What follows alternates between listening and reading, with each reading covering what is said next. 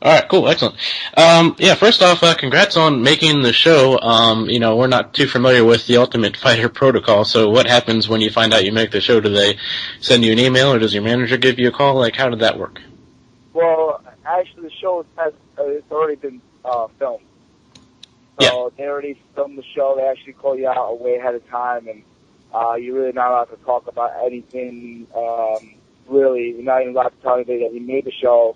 So I found I made the show way in about May, and they filmed it in June, and then you basically can't say you're on the show when you get back until they announce until they make the press announcement who was on the show and confirm the fighter. So they just made that two or 3 days ago. Mm-hmm. And now that it has been announced, we're not really allowed to talk about what happened in the episodes or anything like that until each episode airs. So what a lot of people do, they already got a call for it. It's just about blogging. Like, they call you up or they send you an email and they ask you about what you thought about the episode, what you think, how you feel about the fight, this and that. Mm-hmm. Right. Now, I know back in May it had been planned that you were going to fight Abel Cullum again. You beat him. He's a long-respected veteran for the 135-pound King of the Cage title. And then, of course, I guess you got this opportunity. Now, one thing I noticed is, unless the press release messed up, it says you're doing it at 145. So I was wondering, what made you decide to go at featherweight? Was that just what they offered you, or did you think with the format? No, I was actually, they offered me either 45 or 35 actually when I was being interviewed, and I told 45 just because I'm a kind of a big 35 down there, so to make it one time, it's not a problem, but to keep making it over and over again and keep that a fight back to back weeks was was probably been a struggle for me, a big struggle, and I didn't want to be unprofessional, especially on the show, and not make weight. And me on the second or third time I had to make weight because I walk around, I'm kind of a big 135 pounder, and to make it, I can make it, but to make it back-to-back weeks, it would be definitely a hard time for me. So I decided to go a little heavier featherweight and, try something not too crazy, not too out of my ordinary, but I didn't think featherweight wasn't a problem at all to go there. So, Jimmy, if you do end up in the UFC one way or another, is the plan to move back down to bantamweight? Yeah, my plan is actually, I try to show up 45, but my plan is to make it and go back to my original weight, 135. I feel definitely a lot stronger there and also very dominant there, too, as well. Right. Now, I know you can't talk too much about the show, of course, because there's, confidentiality and all that kind of stuff. But, as far as, the other names have, of course, been released, and I think the guy most people are familiar with in your weight group is Micah Miller. He's a WEC veteran, so a guy people know very well. When you saw the other competitors that you're going up against, how many of them were you familiar with, or were you kind of having to go on the fly? I knew a couple people actually from just going out there in the first part and doing our physicals and our interviews. I knew a good amount of people already. And the competition alone, I think everybody was, I didn't see anybody that was an unbelievable fighter, but I think everybody was really good and at the top of their level. And I think the next step was them for each fighter that actually went to the show was UFC. And when I actually got there and, seeing the people, I knew some of the people already, I thought, everybody seemed very tough, ready to fight, and the level of experience I didn't know, as well as most of them. I heard some people's records, and some of the records were very impressive. Like there was Brian Caraway, who was also former to WEC, was in Strikeforce, and he was like his record was like 29 and 2 or something like that, and 1. He had like a really impressive record or something like that. He had a large record. And, I just thought, they was, pretty good, tough competitors, but, no one really unbeatable, No, definitely. Now, as far as doing the show, I'm sure you've seen it before in one of the prior seasons. I mean, all the crazy antics that go on and everything else, and also some of the difficulties just fighting in the house and going up against guys maybe you train with, and you mentioned going to featherweight. Were there things that you learned maybe from watching the other seasons about maybe what you would want to do and not do if you made the show? Yeah, I really, if I made it all the way, which I can't talk about right now, but I would definitely want to stay professional. You know what I mean? There's a lot of people, watching you, and a lot of the people that were on the show really just, I mean, I understand it's like, 6 weeks and you have nothing. I mean, like, you're not able to do anything. But also, 6 weeks to really get to know who you really are. And that's what really comes down to all the time. That's why it's a really cool opportunity in a way, because you're away from your family, your home, your friends. You have to meet people you just met. And people you just met, you have to fight them. You have to fight them.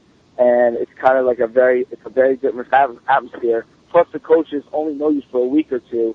They barely know you. And right off the bat, they're going to try to coach you, and they don't know anything really about you, and that's also hard in a way, too, as being a fighter, and you're so used to your team being around you, and your coaches that you know for years coaching you in the corner. So it's really, when it comes down to the show, you really find who you are as a person, and what's it called? You really find out who you are as a person. You know what I mean? Going out there with a normal fight, you got your family, your friends, and you got your coaches behind you. Going out there open fight, you don't have anybody behind you at all.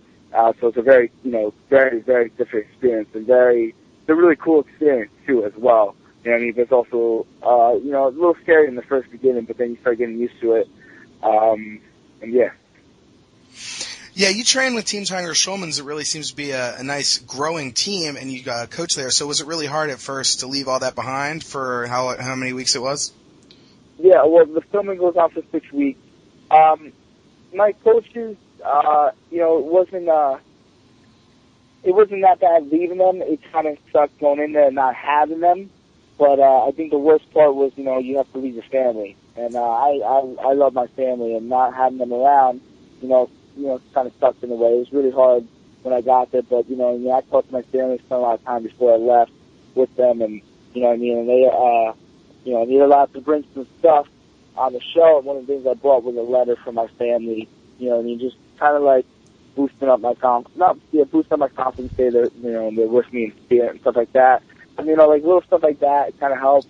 They allowed you, as Ultimate Fighter, to bring 3 pictures, so of course I brought, a couple of pictures of my family, and that also helps too, because, they're there for you no matter what, even though they're not there, they're in their spirit.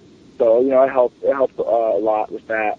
But to leave them, it's a really great opportunity. Like I told them, when I was interviewed for the show, he was like, oh, what you think of other shows? And one thing I said, I thought it was ridiculous for people that wanted to leave right away. Once they got on the show, they wanted to leave. To go back home and stuff like that. I just thought it was ridiculous. You had a great opportunity, a once-in-a-lifetime opportunity to be on a show, no matter if you win or lose throughout the show, but to be on a show and stay there and people actually get to know your name and be on TV nationwide and worldwide and have people know who you are and learn more about you, you know what I mean? So it's a really great thing. It opens up so much for you. So.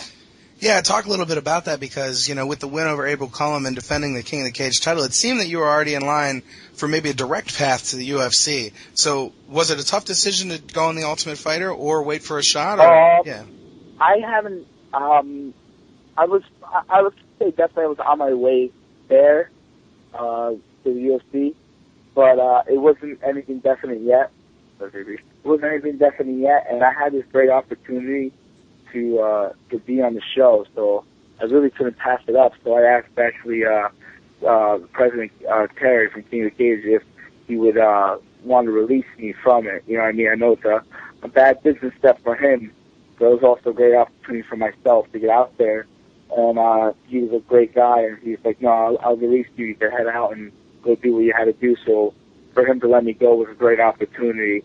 And I still had a contract with King of the Cage that has, I still had a couple, 2 more fights, or it would end in September.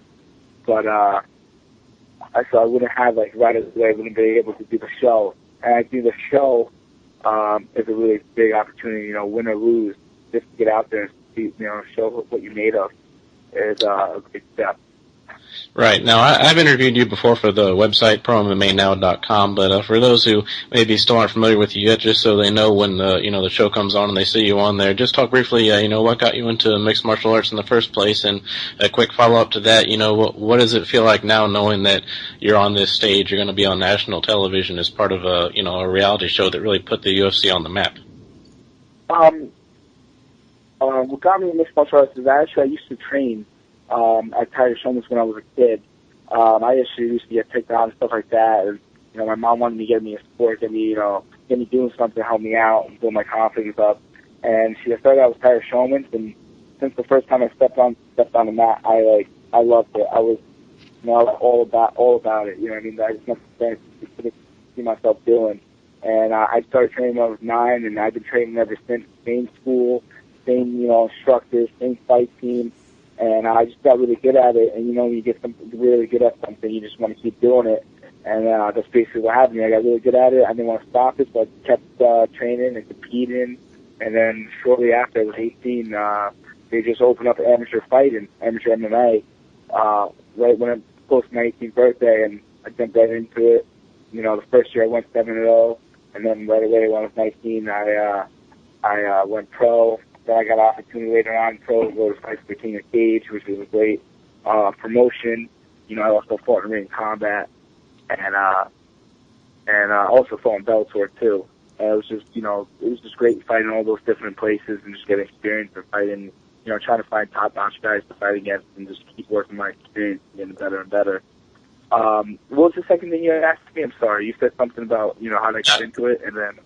Yeah, just what it means to you and how you felt knowing that you kind of made it to the big stage now and you're going to be on national television with such a really critical show in the UFC's history.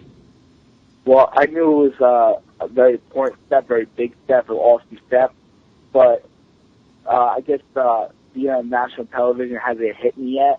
I know they just released the names of Ultimate Fighter, and that just kind of hit me how big it really is, because they just released the names, and I've been getting calls and Twitter mentions and Facebook stuff, all the stuff. Since Monday, it's just been exploding. They want to know who these fighters are. They want to know who I am as a fighter, this and that, and it's really unbelievable. And the publicity that the show has alone is ridiculous, and it's the greatest and best step to do. As a fighter, if you have the opportunity to be on the Ultimate Fighter, I think it's great, really great.